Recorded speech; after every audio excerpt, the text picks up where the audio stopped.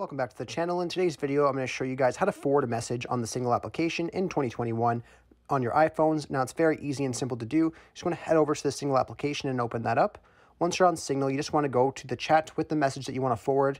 So let's just say if I want to go to my chat right here and forward the message that says test, all you want to do is long press on the message that you want to forward. Then you'll see at the bottom here, it pops up a bunch of items. Now, if you just click on the arrow pointing to the right, that is the forward option. So you just want to click on that. And then you want to click on the chat that you want to forward it to. So let's just say if I want to forward it to the same chat. And then once you do that, you just want to click on the bottom option to send it off. And then it's going to say forward message to note to self chat, which is my chat. So I'm just going to click on the option to forward it just on the bottom here. And then we'll then forward that message to that chat. As we see right here, it sent it again. So it worked perfectly. Anyhow, I really hope I was able to help you guys out, showing you guys how to forward messages on the single application in 2021 on your iPhones. If this video does help you out, be sure to leave a like on it and subscribe for more content. Thanks for watching.